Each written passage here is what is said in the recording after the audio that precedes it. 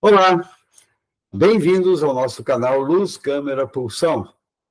Desta vez, no nosso encontro de cinema e psicanálise, nós tivemos aí a nossa reflexão acerca deste filme Saltburn, este filme de 2023, dirigido aí pela Emerald Fennell, e um filme que demandou e que trouxe bastante polêmica, bastante discussão, não só no nosso encontro, mas bem antes disso, em toda a crítica aí mundial. Alguns dizendo, inclusive, que é daqueles típicos filmes assim de você ou ama ou odeia, né? De todo modo, foi um filme assim premiado internacionalmente, um filme bastante aplaudido também, um filme bastante inteligente que mereceu, sim, a nossa atenção, né? A Emerald Fennell, esta jovem atriz, roteirista e diretora britânica, né? Conhecida aqui no Brasil, inclusive, pelo seu papel em The Crown, que ela fez o papel, inclusive, da Camilla Parker Bowles, né? Da realeza britânica. E esse filme aqui vai fazer alguma alusão bem clara, aí, né? Uma crítica bem forte também à aristocracia, à realeza britânica, né? O destaque que a gente vai dar, além da diretora, da Emerald Fennell, nós vamos chamar a atenção para a Karen Mulligan, que é a protagonista do primeiro filme da Emerald Fennell. Este Saltburn é o segundo longa-metragem dela, e a estreia dela nos longa-metragens foi com este foi justamente com este Promising Young Woman, que no Brasil veio com o nome de Bela Vingança, né? Que é também bastante premiada e, inclusive, ganhou um Oscar, né? De 2021, se não me engano. Tá? Nós já vimos a Carey Mulligan também em outros filmes aqui no nosso encontro de cinema e psicanálise. Nós vimos em A Escavação, né? Ela no papel protagonista, no papel central, e nós vimos também, há algum tempo atrás, um filme de 2011, o Shame, do qual ela contracena e é a atriz principal, juntamente com o Michael Fassbender, né? Neste filmaço aí, que também vai tangenciar um pouco a questão da sexualidade e das perversões, né? Mas vamos aí pensar um pouco sobre Saltburn, nosso filme de hoje, né? É um filme assim, bastante denso, bastante carregado de simbologias e que, portanto, é óbvio, vai oferecer sempre múltiplas possibilidades interpretativas, muitas reflexões, muitas associações, tá? Sem dúvida, a pegada que ele faz em relação à aristocracia e à realeza, no caso britânica, é bastante contundente. Alguma coisa com relação ao vazio das classes dominantes, tá? Algo que faz a gente lembrar, inclusive, o filme Triângulo da Tristeza, que vimos recentemente aqui, e também discutimos nos nossos encontros de cinema e psicanálise, né? Mas, nesta vez, nós vamos escolher como tema, nós colocamos aqui, como tema para falar de Saltburn, a perversão nossa de cada dia. E nós vamos estar falando um pouco sobre a consideração psicanalítica das perversões sexuais. Tá? Bom, as perversões são tão antigas quanto a nossa própria humanidade, tá? Na antiguidade clássica, especialmente ali, né, se a gente lembrar as tragédias gregas, como a lenda de Édipo, né, que é a peça de Sófocles ali, de 410, 420, antes da era cristã, a lenda, inclusive, o mito e a peça, a tragédia grega, de onde a psicanálise extrai um dos seus conceitos mais fundamentais, é uma história bastante comovente, sem dúvida, mas também uma história que começa com uma tentativa de assassinato, de filicídio, passa pelo parricídio, assassinato do pai, culmina com o incesto, né? E a tragédia que se abate sobre Tebas como castigo divino, né? Pela transgressão humana. Aí estaria, então, a nossa peça de Édipo Rei, ilustrando como que desde os tempos imemoriais, desde a antiguidade grega, a perversão está aí presente. Tá? Lembramos também, por exemplo, o exemplo de outra lenda, a lenda de Teseu e do Minotauro. Né? Resumidamente falando, uma das versões, ou talvez a versão mais frequentemente encontrada, é que havia na ilha de Creta o rei Minos, que vence os seus irmãos ali na disputa pelo trono, mas acaba despertando a ira de Poseidon, o deus do mar, né, porque o deus havia, pelas orações, pela súplica, né, de Minos, havia dado a ele um lindo, um belíssimo touro branco, que seria o sinal divino da preferência de Zeus e a legitimidade de Teseu, né, para o trono. Só que vencidos, derrotados, então, os seus irmãos, Minos resolve não sacrificar o touro a Poseidon, como tinha sido combinado, como o deus tinha imposto em termos de condições. Tá? E, para vingança, o deus faz, algumas versões falam que através de Afrodite, né? De qualquer maneira, faz com que a esposa, Pasífae, né? A esposa do rei Minos, caia perdidamente apaixonada pelo touro. Né? E a Pasífae pede para um dos artesãos da ilha fazer uma vaca de madeira para ela se esconder dentro e assim enganar o touro, fazendo o touro copular com ela. Desse ato sexual, né, nasce o Minotauro, este ser mítico, monstruoso, metade touro, metade homem, devorador, perigosíssimo, que obriga Minos, o rei, a construir um labirinto em Creta para aprisionar dentro dele o Minotauro.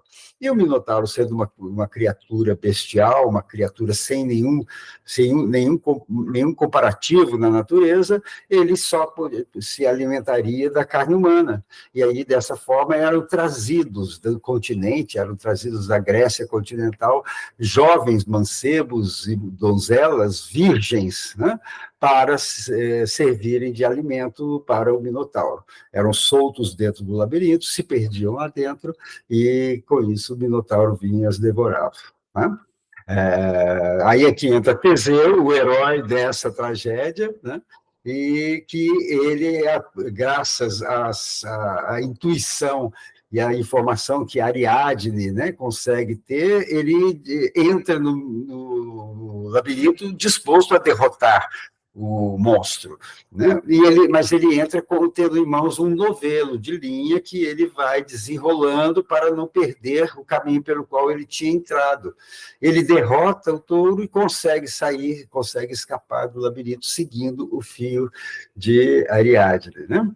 Ou seja, mais uma lenda também muito bela, muito simbólica aí da intuição feminina, do amor, né, e da beleza do amor humano, da força do amor humano, onde o Minotauro, né, teria sido derrotado do seu labirinto. Né?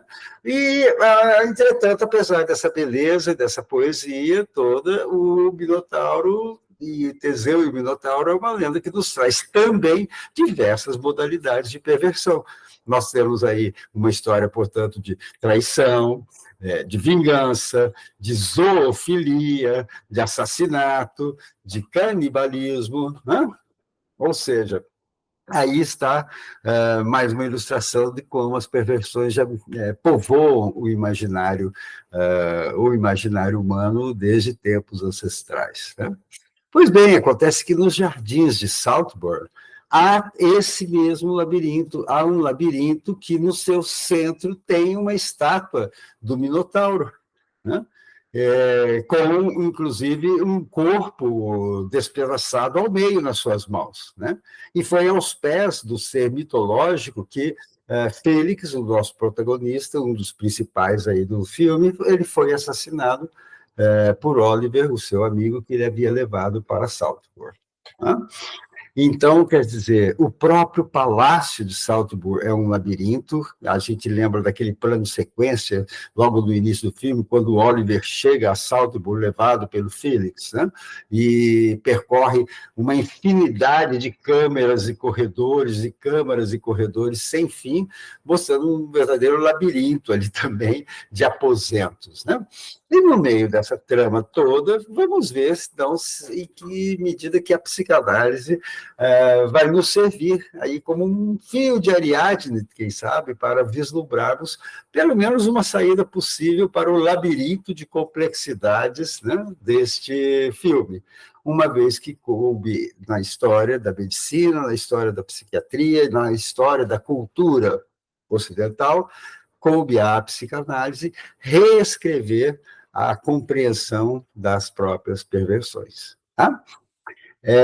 De fato, lembrando um pouco a Elisabeth Rudnescourt, que nós citamos aí, né, na chamada aqui para o nosso encontro, nunca é bastante insistir no fato que Freud foi o único cientista de sua época, depois de muitas divagações, a deixar de ver no trio infernal do homossexual, da histérica e da criança masturbadora a encarnação de uma noção de perversão reduzida à inépcia.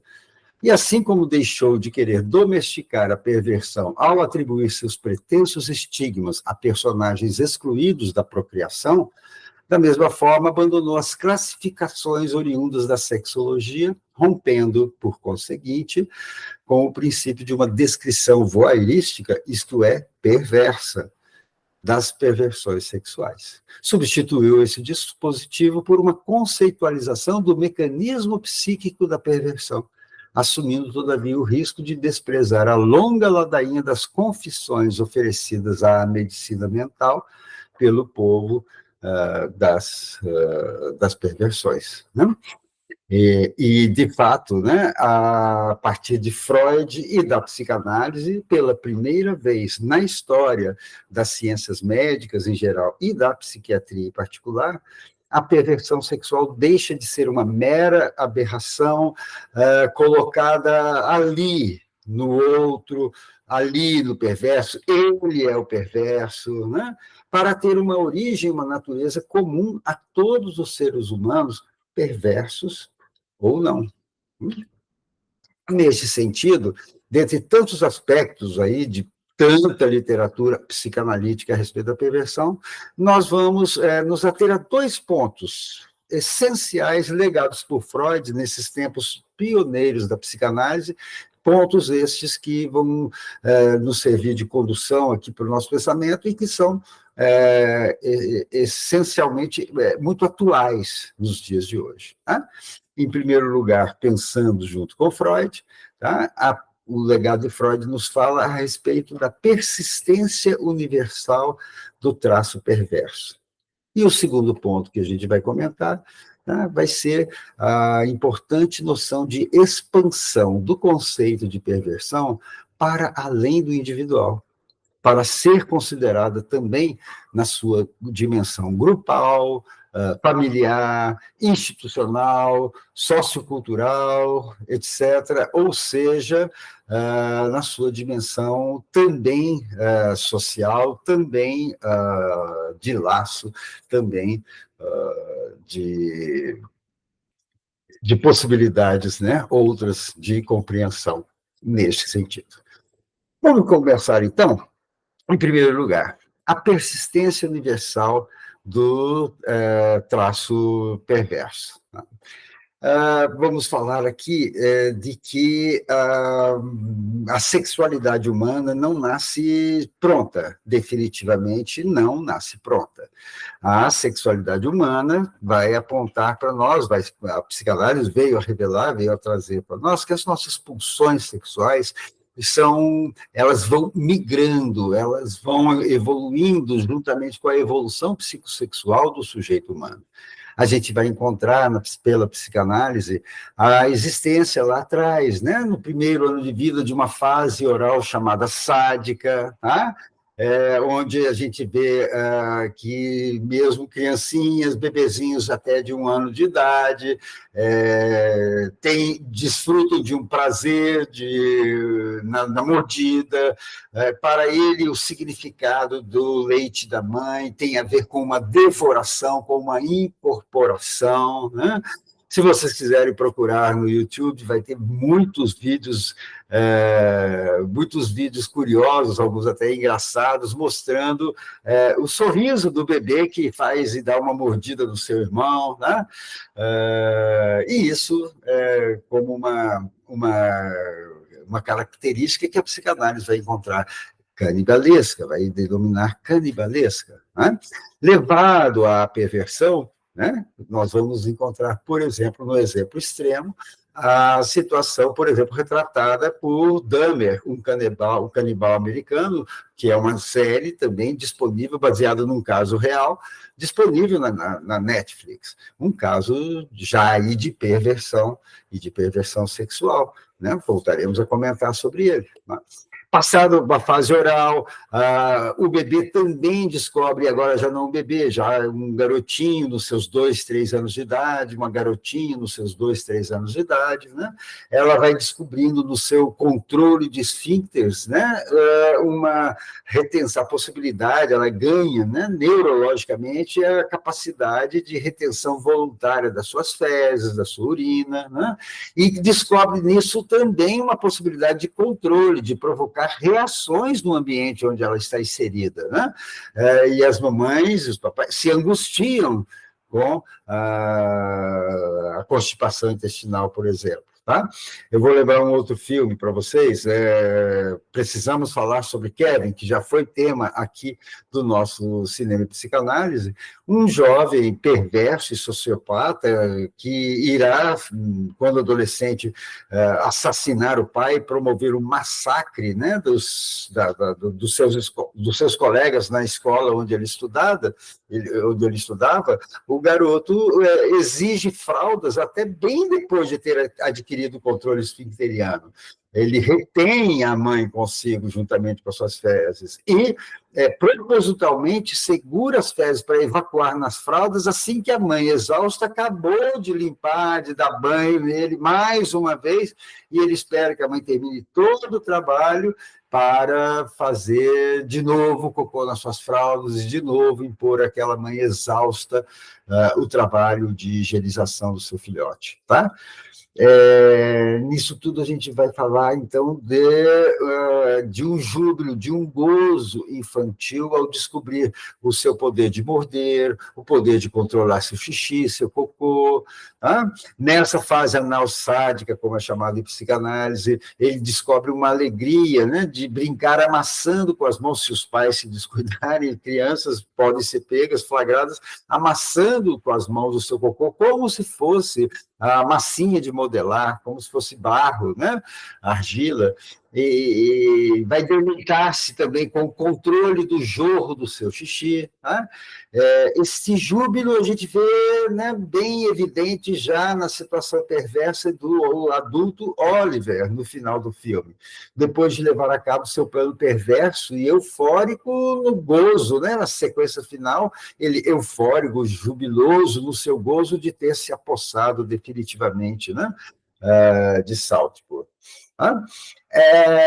Não é à toa que Freud chama a criança de pequeno perverso polimorfo, tá? Porque existe esse prazer, essa descoberta de um prazer sádico, um sadismo infantil ao despedaçar insetos, judiar de animais de estimação, destroçar a boneca da irmãzinha, bater no irmãozinho menor, mentir, demandas egoístas que exigem pais atentos à importância de impor limites. Quer dizer, é da natureza da criança esse egoísmo, esse egocentrismo, esse prazer sádico, é do dever dos pais a educação e a imposição dos limites. Tá? Vejam, nós estamos, claro, lembrando aqui que toda criança é capaz de gestos encantadores de ternura, de altruísmo. A mesma criança que judia, às vezes, do irmãozinho menor, é capaz de gestos de muito carinho com esse mesmo irmão. Tá? Mas só que é preciso tempo e cuidado para que esse enfant terrible, esse Sua Majestade, o bebê, possa ir consolidando as suas escolhas morais, mais acordes, mais concordantes com as expectativas parentais, ou seja, com as expectativas da cultura, da civilização, da qual os pais são os representantes mais próximos, ou os primeiros representantes para a criança. E esta é uma forte razão pela qual a psicanálise jamais sustentaria um diagnóstico de perversão sexual na infância ou no início da adolescência, com o que, aliás, a psiquiatria também concordaria e concorda, né, ao recomendar, por exemplo, que se evite um diagnóstico de transtorno da personalidade antissocial e que esse diagnóstico seja cravado antes de uma idade mais adulta. Né? Ou seja, a psicanálise, então, vai nos permitir compreender que a perversão vai se caracterizar quando há uma persistência obrigatória do traço infantil perverso, agora incorporado ao caráter adulto, né? Explicitado numa conduta, na vida sexual ou em algum objeto, obrigatório, inescapável para o seu gozo, para a sua fruição sexual. Tá? Por exemplo, então, vamos falar que no perverso, no adulto perverso, sadomasoquista, nós vemos a persistência de uma reencenação do antigo sadismo infantil, com maior ou menor participação também da fantasia inconsciente de ser espancado como garantia de ser amado. Tá? Na coprofilia, urofilia, né? O antigo júbilo pelo controle dos seus excrementos. No fetichismo, nós vamos ver a negação, a recusa da castração da mulher assegurada ali no objeto fetiche fantasiado, no valor fantasiado do objeto fetiche, inconscientemente vivido com muito valor. Né? Na necrofilia, o gozo do controle absoluto do corpo do outro, fantasmaticamente vivenciado como total submissão. Inclusive, essa era a fantasia, ou parte da fantasia, do caso lá de Dahmer, o canibal americano, onde para o seu gozo era necessária a total submissão do parceiro. Por isso, matar e depois ter relações sexuais com o corpo já sem vida do seu parceiro. Né? Na pedofilia, a garantia de uma persistência de uma cena fantasiada de sedução infantil. A encenação incestuosa de um adulto no papel de mestre e uma criança no papel desejante de uma iniciação sexual com um adulto. Daí o quanto a pedofilia ser hedionda, porque ela se encaixa justamente numa fantasia que, de fato, crianças trazem consigo, e por isso mesmo o adulto precisa proteger. Nós, adultos, precisamos proteger as nossas crianças, né, das nossas sexualidades. Tá? No exibicionismo, voyeurismo, por exemplo, então, finalmente, a gente vai falar o par ativo-passivo da pulsão de ser de ser olhado e de ser olhado, admirado e de olhar, ficar embevecido com a contemplação do outro. Tá? Então, nesses exemplos agora que falamos adultos, vamos vendo que o traço perverso que está presente em todos nós, no perverso, de fato, vai ser incorporado ao caráter, vai se tornar um objeto obrigatório para o gozo. Tá? Freud compara a perversão a uma espécie de ritual. Ele usa a expressão culto primitivo do sujeito humano. Interessante também, então, observar, lembrando essa passagem de Freud, o quanto que o Oliver, lá em Salzburg, se ajoelha para cometer, ou logo após cometer, seus atos perversos. Né? E quando Freud enuncia a sua célebre definição pela qual a neurose é o negativo da perversão, foi por observar, pelo método psicanalítico, que, enquanto o neurótico reprime, recalca sua angústia diante da falta, da incompletude, da castração, o perverso como que brinca, entre aspas, com essa objetualização da fantasia, assegura com o seu objeto fetiche uma recusa da castração, e assim reedita um júbilo infantil. Portanto, o traço perverso, mesmo nos não necessariamente perversos, permanece inconscientemente inscrito na vida de todos. A pulsão perversa permanece latente, dá notícias dela mais ou menos sutilmente, em algum traço aparentemente inocente, ou meio que à margem, né, da sua vida adulta, por exemplo, em certas preferências sexuais da sua vida sexual privada, em sonhos, muitas vezes. Tá? Em suma, o que queremos salientar com isso? É que desde Freud e desde o nascimento, portanto, da psicanálise e até hoje, da mesma forma que entre a vida psíquica normal e a psicopatologia, as fronteiras entre o normal e o patológico ficam borradas, as fronteiras entre o normal e o perverso definitivamente também estão borradas.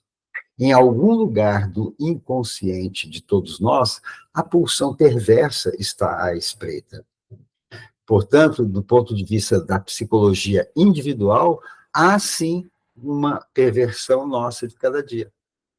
Como no caso do Minotauro, há em todos nós uma metade brutal, animal, primitiva, prestes a se alimentar do gozo do sofrimento do outro. E nem sempre temos claro a linha demarcatória entre o bestial e o humano em nós. Esta compreensão é marca distintiva também da potência clínica da psicanálise. Saber suspeitar do traço perverso, aonde a perversão não necessariamente se manifesta clinicamente. Até porque, raramente, inclusive, a perversão é o motivo da demanda de uma análise. Muito mais frequentemente, a perversão ou o traço perverso emerge como um tema inicialmente marginal, né? Uma associação, um detalhe trazido não necessariamente como motivo central da análise, mas descoberto ao longo e na sequência do trabalho psicanalítico, né? Isso, a perversão, portanto, do ponto de vista individual. Falando agora do segundo aspecto que nós chamamos a atenção, vamos falar, então, da ampliação deste conceito de perversão para essa dimensão grupal, familiar, sociocultural. Em que sentido? A perversão nossa de cada dia, a gente vê também diariamente nos jornais e noticiários. Relações familiares incestuosas, incluindo aí o incesto, de fato, que é muito mais frequente, aliás, do que se quer admitir, e isso em todas as camadas sociais, mas também as dinâmicas incestuosas familiares, sejam elas sutis ou escancaradas, explícitas, né? Do ponto de vista das nossas instituições, do Estado e da ordem social, as perversões também existem, né? Em que pese nós estamos, infelizmente, assistindo versões muito de moda e muito pasteurizadas da psicanálise, ou a despeito até das usurpações ideologicamente muito convenientes da psicanálise, e da negação da atualidade do Édipo, tá? O incesto está aí também nessa dimensão do nepotismo, praticado à luz do dia por aqueles investidos de poder. Nepotismo é incesto. A corrupção revelando o seu aspecto canibal quando o desvio das verbas destinadas, por exemplo, à saúde, devora o corpo do idoso mal acomodado numa maca de pronto-socorro, aguardando uma vaga numa enfermaria ou num centro cirúrgico.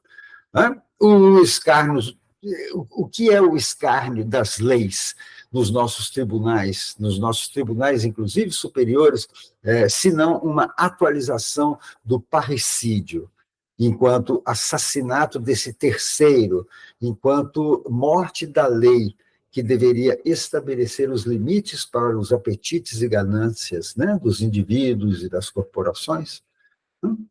Em nosso cinema e psicanálise, nossos encontros, tivemos muitas contribuições nesse sentido, quando foi recordado, por exemplo, né, neste filme, no encontro relacionado a Saltburn, o quanto anda difícil, por exemplo, no âmbito da instituição escolar, nossas instituições, especialmente de ensino fundamental e médio, a questão da lei, em confronto com a realidade que existe de desacato às normas, que vem adquirindo contornos trágicos, até de violência nas nossas escolas. Aí, nesse momento, a gente até agradece muito, porque as nossas educadoras que estavam presentes, né? Nossos educadores ali presentes na reunião, a Maurênia, a Vera, a Soelma, né? E também com essa larga experiência que teve em psicopedagogia, trouxeram contribuições muito valiosas para o nosso bate-papo, né? Em suma, falar de perversão, nós estamos lembrando um pouco, né, com Freud, no seu mal-estar na cultura, né, que o ser humano não é um ser manso, amável, no máximo capaz de defender-se se for atacado, mas sim é lícito atribuir à sua capacidade pulsional uma boa cota de agressividade. O próximo, em consequência, para o ser humano, não é somente um possível auxiliar ou um objeto sexual, mas também uma tentação para satisfazer nele a agressão, explorar sua força de trabalho sem ressarci-lo, usá-lo sexualmente sem o seu consentimento, despossuí-lo do seu patrimônio, humilhá-lo, infligir-lhe dor, martirizá-lo e assassiná-lo. O homem é o lobo do homem, lembra Freud. E por aí, então, fica o nosso convite para pensar. Esses dois marcadores distintivos da psicanálise em relação às perversões. O desbotamento da linha de fronteira entre o normal e o perverso, por causa dessa universalidade da sexualidade infantil e pela persistência ao longo de toda a vida, uma persistência atemporal, no inconsciente do adulto, do traço perverso infantil. E do ponto de vista institucional, social e cultural, a gente vai lembrar, então, a expansão para além do individual na noção de perversão, para pensarmos nessas dimensões grupais, familiares, institucionais e socioculturais. Com isso, colocada essa revisão a respeito da perversão, do Estatuto da Perversão, do Estatuto Psicanalítico das Perversões, voltamos, então, agora a Saltburn e vamos tentar caminhar para o final da nossa reflexão, tentando localizar e tentando fazer observações sobre aonde emerge, então, esse traço perverso ou essa perversão mesmo em Saltburn, né? Para começar, de fato, Saltburn é um filme de excessos, né? Além de ser um filme bastante que faz um tributo ao gótico, ao sombrio, ao jogo de luz e sombra, ele, portanto, faz também um tributo ao barroco. Excessos de luz, excessos de escuridão, excessos de riqueza, de luxo, ostentação, excessos de prazeres, excessos de frivolidades, excessos de alienação. O filme é uma caricatura, uma sátira do excesso, uma sátira através do recurso ao excesso, um labirinto de excessos. E aonde há excesso, a psicanálise nos ensina a suspeitar de muita falta. O ponto de virada do filme acontece no sugestivo dia do aniversário de Oliver, quando o Félix tinha resolvido levá-lo para Saltburn, e aí, no dia do aniversário, resolve levá-lo de surpresa para visitar seus pais, né, penalizado que estava o Félix, né, pela história que o Oliver tinha contado, que seu pai tinha morrido, e que a mãe era uma louca, que os pais eram drogados, né? E Oliver se viu ali totalmente embaraçado, um total constrangimento, e foi desmascarado, né? Era mentira, os pais estavam lá na casa de Oliver, né? E descoberta a sua mentira, a atitude do Félix vai mudar. Mas quando Félix muda a sua atitude e, com isso, assinava também sua própria sentença de morte. O caleidoscópio labiríntico de perversões de Saltburn passa, então, por exemplo, primeiro por Oliver. Né? A gente vê algo muito próximo à coprofilia, né? Naquela explicitude bizarra de cenas asquerosas, nauseantes, né?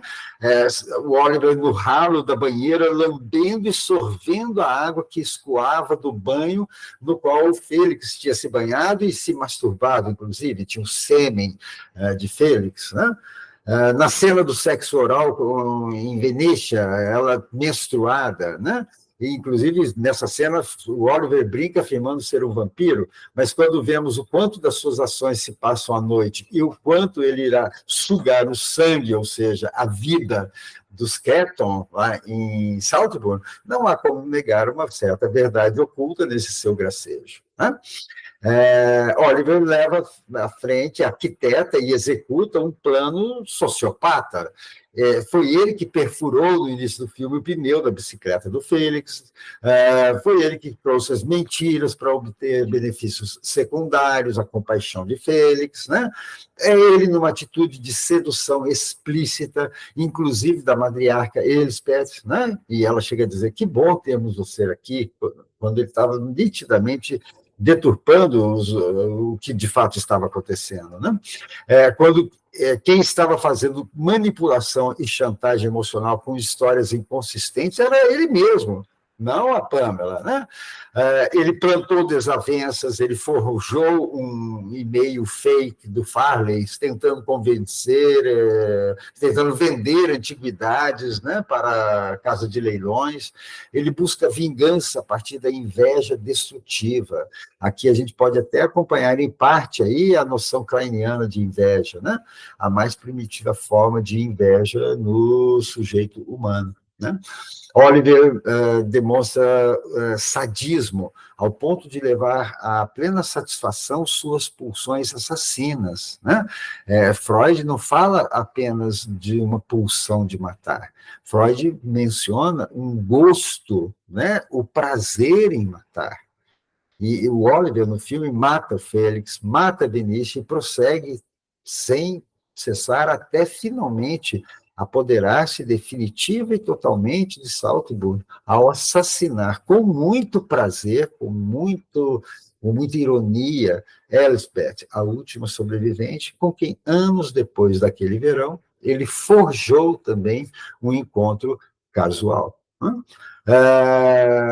Mais perversão em Oliver, necrofilia, ao penetrar com seu pênis a terra sobre o túmulo do amigo que ele assassinou, como se tivesse ali a fazer uma frotagem com o cadáver. Né? E também canibalismo na medida que devora o sangue humano, na cena que nós já falamos ali, né? Da Venetia menstruada.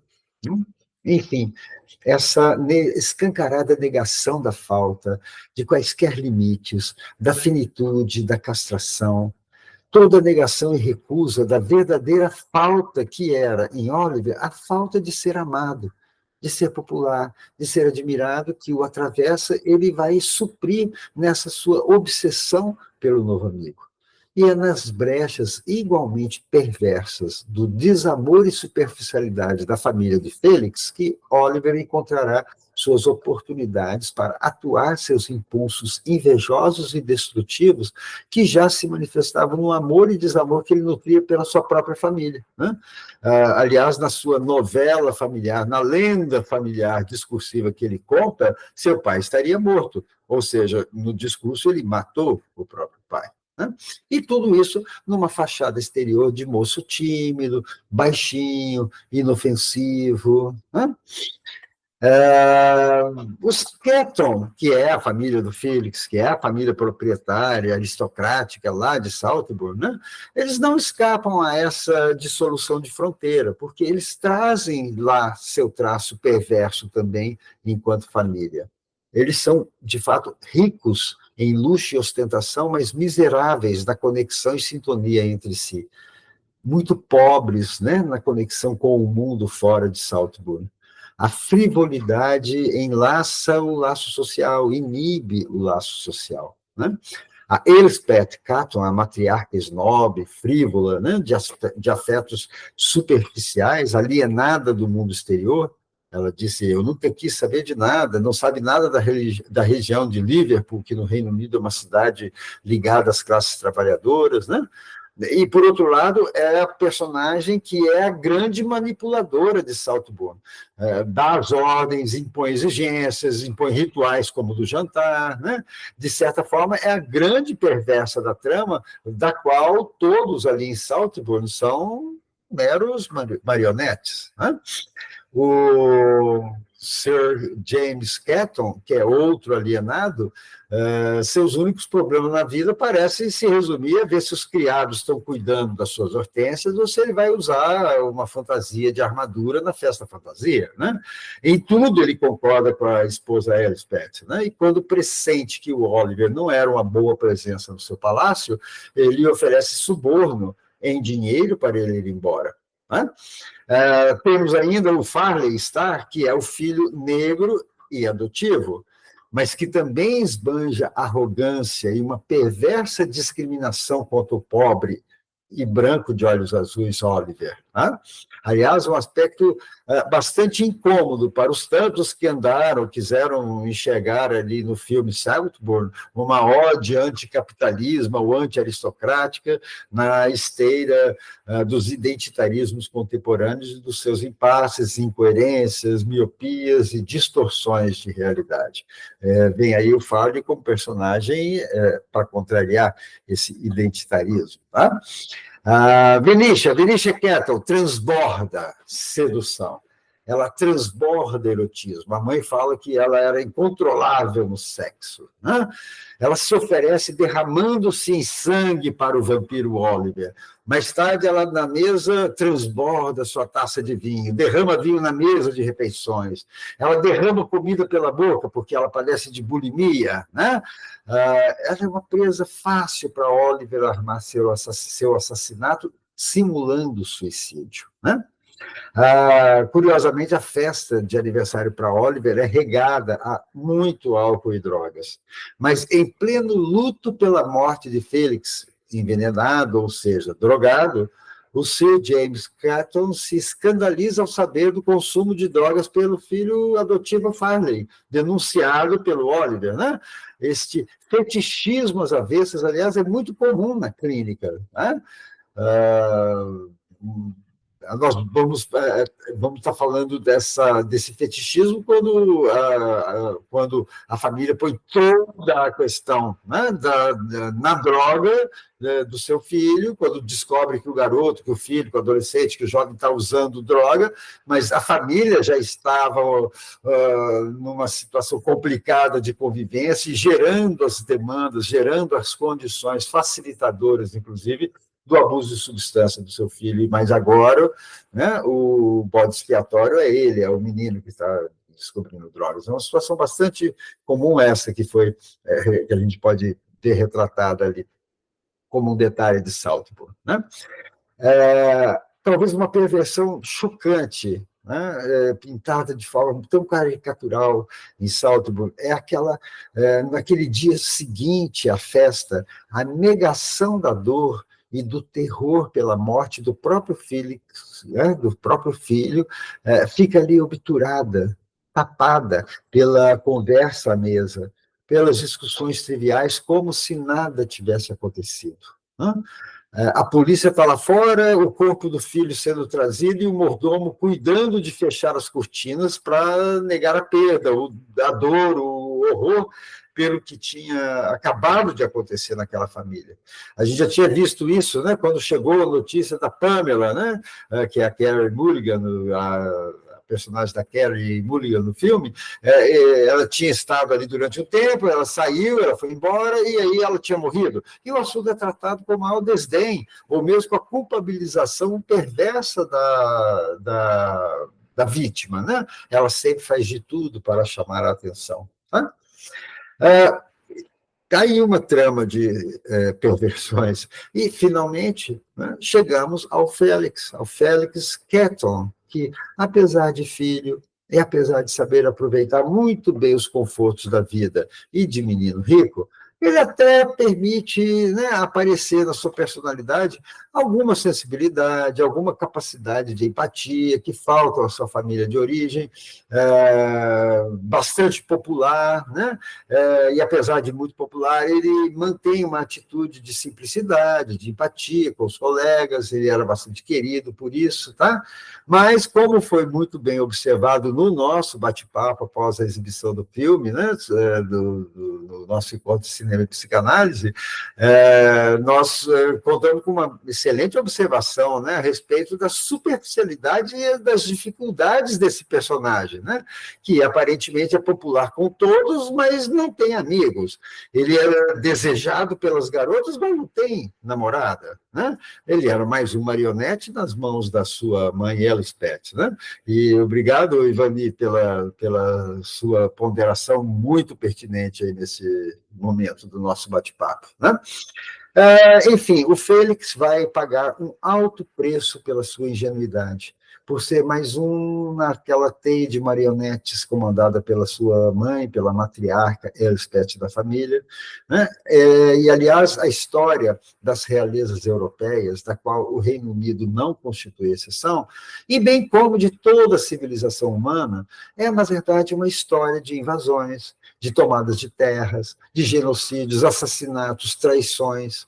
Os aristocratas são os que foram constituídos como os amigos do rei, beneficiados com títulos de nobreza, terras e outras benesses. Os Ketton de Saltburn, enquanto herdeiros, representam a continuidade dessa tradição. Podemos, então, assim, dizer que toda culpa atual silenciada na família Ketton, seja culpa ancestral de uma família aristocrática, recai condensada sobre o bom filho. Para espiá-la, para espiar essa culpa, ele será o primeiro entregue ao sacrifício. E se no ano anterior ele tinha levado um outro amigo, parece que esse hábito prosseguiu, até ele conseguir encontrar realmente um verdugo, um carrasco executor, e trazer o carrasco para dentro da sua família, o carrasco Oliver. É muito frequente também isso na clínica, tá? O sintoma no filho como emergente perverso de uma função depositária, de uma função de depositário da culpa dos pais ou mesmo dos avós e dos demais ancestrais. É um alerta que a gente deixa aí para todos os terapeutas, especialmente os que atuam em psicoterapia infantil, né? Ou seja, aí fizemos a nossa reflexão, uma leitura de Saltburn, conduzindo-nos nessa reflexão sobre as perversões. Retenhamos os dois pontos, né? A perversão enquanto persistência de um traço, né? E ela, enquanto traço, está presente universalmente em todos, incluindo os não necessariamente perversos, e a expansão da noção de perversão para além do individual, né? Este o nosso filme, essa nossa discussão, este o nosso encontro de cinema e psicanálise que aconteceu aqui no nosso mês de março, agora de 2024, né? E que contou com a participação aí de todos vocês, né? O nosso muito obrigado aí aos residentes da psiquiatria do Hospital Universitário, da Universidade Estadual de Londrina, pela infraestrutura, colaboração. Este é um evento que originalmente era, né, um espaço dos residentes e que passou a ser compartilhado publicamente. A nosso agradecimento por todo esse apoio da Associação Médica de Londrina e, especialmente, mais precisamente, mais recentemente, do espaço AML Cultural, né, com o seu belo auditório, suas instalações renovadas, reformadas e com uma alta qualidade do seu auditório para nos receber. Fica aí o nosso agradecimento e o nosso convite. Venha participar dos nossos encontros de cinema e psicanálise, né? E deixe aí embaixo seus comentários, suas observações a respeito disso. Luz, câmera, pulsão é o nosso espaço, então, de cinema e psicanálise, porque pensamos, sim, que Freud, hoje, é uma clínica para o nosso tempo. Um grande abraço a todos e até o próximo encontro. Agora, em abril, tem mais.